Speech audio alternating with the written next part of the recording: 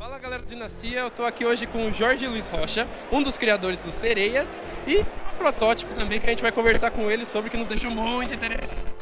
Primeiro de tudo, Jorge, Sereias gerou uma grande expectativa do público e quando chegou no Catarse ele foi um sucesso absoluto.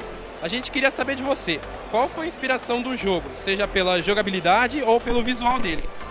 A inspiração do Sereias, primeiro foi uma ideia da Sabrina, porque chegou um dia e falou, seria legal ter um jogo de sereias. E a gente, é uma boa, né? Fomos procurar no Board Game Geek, no Ludopad, não existia jogo de sereias em lugar nenhum. Então a gente teve algumas inspirações em jogos rápidos que a gente gosta muito, como o Loot, né? Que é requerido pela Geek Norte. Então, inclusive, o primeiro protótipo usando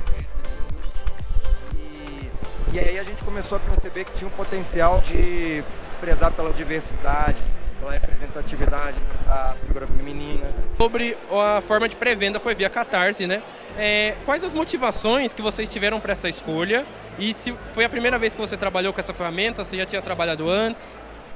Como desenvolvedor de jogos de tabuleiros, foi a primeira vez, que é o meu primeiro lançamento de jogo de tabuleiro. A gente tem outros protótipos, mas esse acabou agradando muito em cheio por causa da temática dele. E a gente conseguiu acertar bem no visual do protótipo, que ainda não tinha artes próprias. E a Potato Cat ela já trabalha, ela começou, o primeiro financiamento dela foi no Kikante, do Cartas a Vapor. E depois começou a usar a ferramenta Catarse, que é uma ferramenta usada amplamente no cenário de board games. Inclusive, deu aí o resultado recente do que o Catarse é a porcentagem maior no Brasil de projetos é de jogos, com uma porcentagem imensa de jogos de tabuleiro. Então o jogo de tabuleiro movimenta muito no Brasil, mais do que no Kickstarter, por exemplo. Legal. Né? Você falou bastante da parte do protótipo, né? Vendo outras conversas com designers, é a parte mais importante do jogo, pelo primeiro contato que você tem com o público. Como você lida para levar essa etapa do jogo para o pessoal e que tipos de situação que você já passou no protótipo, como se você pudesse mudar totalmente sua visão, a sua ideia que você tinha do jogo? O Sereias também foi uma ótima experiência em termos de protótipo. Foi o primeiro protótipo que a gente começou a levar com uma arte mais trabalhada. Era toda preliminar, coletada de imagens da internet, vetores. Mas a gente começou a perceber que a representação da temática e uma mecânica leve funcionavam para atrair o público. Então o público sentava e gostava bastante. Demorou bastante tempo para a gente acertar ele. E cada feedback direcionava a gente a concluir uma parte dele e seguir para a próxima. Então levamos coisa de 7 a 9 meses, não lembro direito, com mudanças frequentes no protótipo, graças aos feedbacks. E também não só feedbacks em eventos como Diversão Offline, Castelo das Peças, mas também a gente levava para eventos próprios de desenvolvimento. Então os grupos de desenvolvimento fazem um papel fantástico. A gente tem lá no Rio de Janeiro a oficina do Playtech. Um grupo aberto de Playtech para desenvolvimento independente. A galera vai lá, testa o Sereias, ele é o que ele é hoje, graças aos feedbacks dos eventos e aos feedbacks técnicos nesse grupo, como a oficina do Playtech.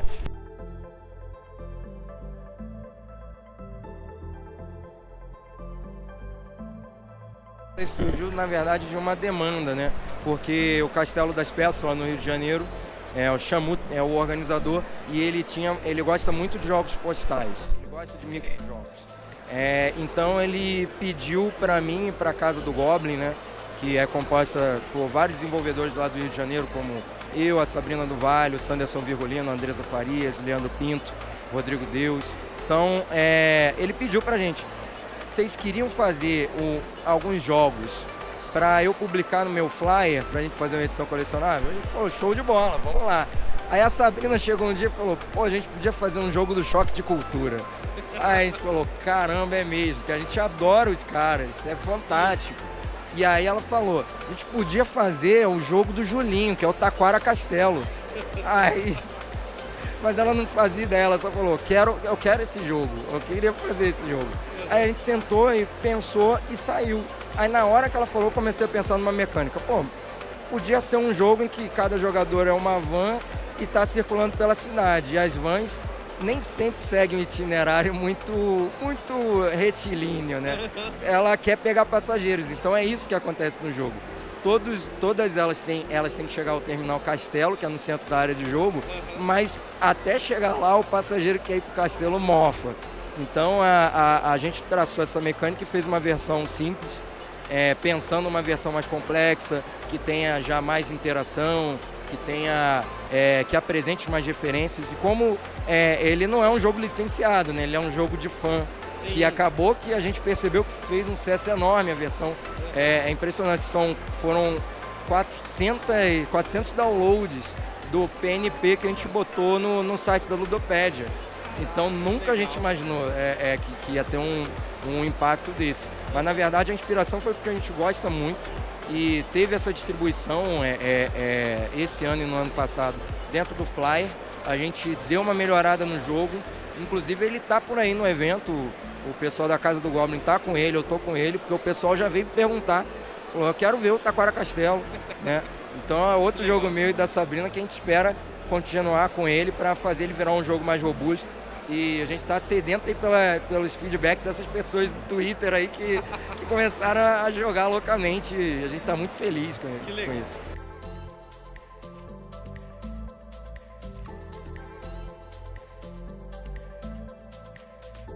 Comecei muito devagar com o mundo dos board games, por meio de amigos. Eu ia na casa dos amigos, então eu demorei muito para pisar num evento. Porque eu tinha a board game para mim, evento de board game para mim era Magic. E Magic é aquela experiência que um senta com o outro e joga. E às vezes está uma dupla jogando do lado e não interagem. E eu gosto de interação. Eu curto muito interação. Então, quando eu descobri que o evento não era só Magic, eu falei, agora eu vou começar aí nesse negócio. E calhou de ser na mesma época que eu comecei a desenvolver jogos de tabuleiro, né? Porque eu já desenvolvi outros jogos, né, da área digital. Eu faço parte da Dumativa, que fez o jogo digital do A Lenda do Herói. Inclusive, a gente está desenvolvendo o jogo de tabuleiro. Está em desenvolvimento atualmente. E a ideia ali era... Então, vamos conhecer esses eventos para jogar e levar já essas ideias que a gente está trabalhando. Então, foi um barato esse início, mas eu já tinha conhecido alguns jogos e tem um que foi um que eu conheci lá atrás, que para mim ele é meu preferido porque ele representa um tipo de interação que é muito redondinha, que é o Galaxy Trucker do Vlada, porque ele tem um quê de caótico e um quê de estratégico misturado, de tempo correndo, de aflição, de você se frustrar e estar se divertindo porque você está frustrado, que eu acho que nenhum outro jogo me entregou uma experiência como essa.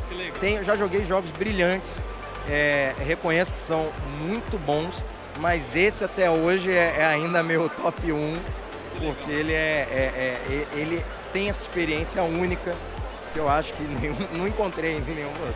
Que legal. Board games, então, eles são algo recente, digamos assim, em sua vida. Além deles, quais são os seus hobbies? Bom, o primeiro hobby, eu posso considerar hoje que eu tenho um hobby de jogador e desenvolvedor. Porque o desenvolvedor tem o faniquito de ficar criando o jogo, né?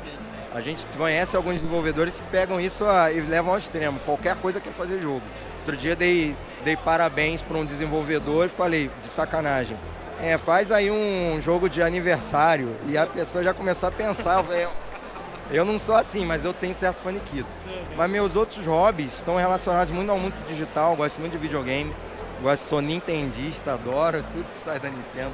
E eu tento, inclusive isso me influencia no que eu faço nos jogos, porque, por exemplo, eu vejo os jogos da Nintendo como jogos que basicamente contam histórias cativantes. Sim. E os jogos que a gente está construindo no board game, e até também eu também atuo como roteirista na área digital, tento levar também essa parte cativante. Não basta você contar uma história boa. Tem que te cativar para você ficar com saudade dos personagens. Para você olhar para aquele personagem e rir, ficar feliz que você está vendo. Então a gente está vendo, conseguiu botar isso no Cereza, eu vejo que é uma influência do hobby, do digital. Essa coisa de você fazer de maneira simples uma experiência inusitada dentro de uma coisa que é prevista. Então tem esse hobby. eu gosto muito de acompanhar, de um modo geral, iniciativas relacionadas à educação. Então, acaba que todos os meus hobbies hoje são contaminados pelo board game. Então, tem um outro hobby que é a parte as formas interativas, pesquisar essas formas interativas de jogo com educação. Que eu sou professor, então eu acho que é um caminho chave você levar jogos para essa garotada. E então essa parte de interligar uma coisa que nem sempre atrai tanto como as práticas educacionais a jogos, eu acho fantástico. Então são esses meus hobbies assim, que eu tenho em mente agora. E acho que é isso. Para fechar, quais são os seus objetivos de futuro com relação ao seu trabalho, seja a longo ou curto prazo? E qual a dica que você dá para quem ainda não está nesse meio do board game, mas quer entrar, que tem boas ideias, tem aquela pretensão de entrar, mas ainda tem aquele receio, ainda tem aquele medo do desconhecido? Quais são as recomendações que você dá para isso? Bom, primeiro de tudo a minha ambição para o futuro é conseguir fazer com que eu consiga realizar mais vezes o que está acontecendo nessa semana, que é uma coisa que eu estou aprendendo ainda a entender como funciona o público, que ele quer. Chegada forte com o público hoje, embora a Potato Cat tenha ido no Board Game São Paulo e tudo mais, hoje que a gente está caindo de cabeça e já está financiado. Então tem tem coisas relacionadas a isso muito importantes e eu gostaria muito de aprender para que no futuro eu conseguisse fazer isso funcionar de maneira eficiente. Outra coisa também, fazer os jogos chegarem onde eles não estão chegando. Por exemplo, fiquei muito feliz que agora você puxou o Takara Castelo, fiquei muito feliz de pessoas que às vezes nem jogam, interessadas em jogar um jogo de tabuleiro que não é mais Banco Imobiliário, não é mais War. É um jogo que tem lá aquele quê de vou andar pelo tabuleiro, mas não tem um dado no meio, não tem um dado na história. Então esse jogador vai ter um contato com uma coisa totalmente nova, porque ele viu no Twitter alguém que fez um protótipo de um jogo de tabuleiro de uma franquia que ele gosta. Então isso, e foi tudo nessa mesma semana, então tá fantástico. E essa semana também eu fui lá no Rio de Janeiro, no evento lá criativo, falei também do Lenda do Herói, as pessoas ficam cativadas assim pela ideia de ter um personagem que canta o tempo todo. Então eu percebo que as pessoas querem ter experiências novas, querem histórias, elas querem um entretenimento que crie imersão delas no que elas estão fazendo. Então o que eu queria muito para o futuro é conseguir fazer isso mais vezes. E de uma maneira mais ampla, não só para quem está aqui no Diversão Offline, mas para aquela pessoa que nunca pensou em estar aqui no Diversão Offline, que ela nem sabe que isso acontece. Né? Isso está acontecendo, esse ano já lotou, pode ser que ano que vem tem que pegar um lugar do dobro desse tamanho. E o que eu recomendo para quem está começando é isso, entender que você precisa achar o que as pessoas estão querendo, o que está precisando. Porque se você fizer a mesma coisa que todo mundo está fazendo, você é mais do mesmo. Só que, claro, parece, nossa, o Jorge está falando uma coisa muito simples, e não é, isso daí você demora. E aí uma coisa que eu recomendo demais, procurem grupos de desenvolvimento, peçam ajuda. Vocês não vão achar a solução sozinhos, não vão. Por mais autodidatas vocês sejam, vocês vão estagnar. Então procurem na sua cidade, entrem lá, tem um grupo de desenvolvedores de board games, card games e afins no Facebook. Vocês podem ir lá expor suas dúvidas, tem sempre gente perguntando. Hoje está o moderador do grupo, o Thiago, ele fomenta muito, sempre tira dúvida da galera. Mas na sua cidade, seja lá onde você mora, hoje não tem essa mais de Rio São Paulo. Hoje tem núcleo em Brasília, núcleo em todo o Nordeste, núcleo no Sul. Então está se espalhando. Então procura, entra na internet, vai atrás da galera que está fazendo o mesmo que você, para testar o seu jogo. Um testa do outro, um diz que o outro. Ouçam críticas, não achem que as pessoas estão criticando o seu jogo para falar mal de você, porque falar bem todo mundo vai falar e não vai te ajudar em nada. Vai ajudar só seu ego, você vai ficar feliz, é bom, é legal.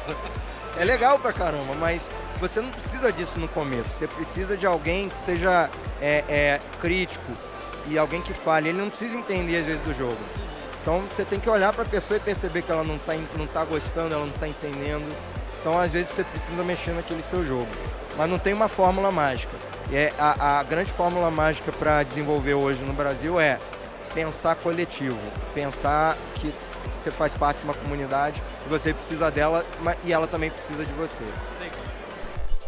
Muito pelo tempo que você cedeu pra gente e desejo muito sucesso aos Sereias, ao Taquara Castelo, que também já tem tendência aí, inclusive foi através dele que a gente acabou reconhecendo. Eu agradeço muito. Siga nossas redes sociais e é isso. Valeu, galera. Até a próxima.